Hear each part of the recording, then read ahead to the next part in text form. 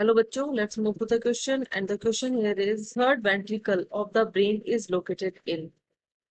Options are diencephalon, rhombencephalon, mesencephalon and cerebellum.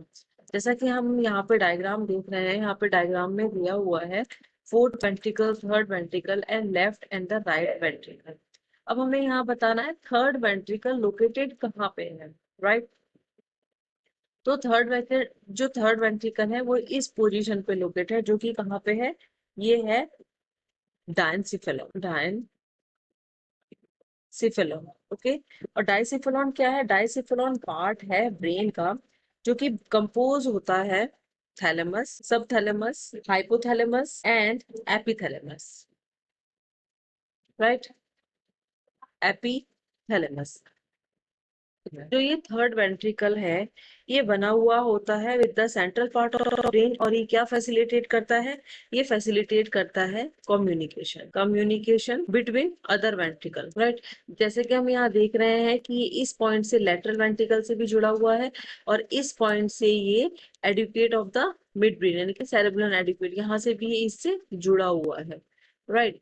अब बात करते हैं रोम्बेनसेफेलॉन की. What is रोम्बेनसेफेलॉन? रोम्बेनसेफेलॉन को हम हिंड ब्रेन भी कहते हैं, राइट? और हिंड ब्रेन किसे किसे कंटेन करता है? हिंड ब्रेन में जो आते हैं पार्ट वो है medulla oblongata, right, pons and cerebellum. ये तीनों जो पार्ट हैं इनसे मिलके बनता है हिंड ब्रेन. और हिंड ब्रेन जो फंक्शन कोऑर्डिनेट करता है वो हमारे सर्वाइवल के लिए होते हैं, सर्वाइवल. और क्या इंक्लूड करता है? ये इंक्लूड करता है रेस्पिरेटरी रिदम को, मोटर एक्टिविटीज को, हमारी स्लीप को, और सारे, और जो हमें वीकफुलनेस होती है, वेकफुलनेस, राइट? ये सारी एक्टिविटी को कंट्रोल करता है हिंड ब्रेन. अब आते हैं मीजेंसिफेलॉन. मीजेंसिफेलॉन को हम बोलते हैं मिड ब्रेन, राइट? ये जो मिड ब्रेन है ये बिल्कुल कुछ इस एरिया में होता है. इसका एग्जैक्ट डायग्राम यहाँ पे गिवन नहीं है. कुछ पॉन्स के ऊपर होता है, राइट? हमें इस एरिया में मिलता है. मिड पोर्शन है जो कि एसोसिएट होता है with the vision, hearing, motor control, sleep and wakefulness को, ठीक है? और ये क्या है? ये इसका जो मेन वर्क है वो है टेम्परेचर को कंट्रोल करना. Okay. Now move to cerebrum.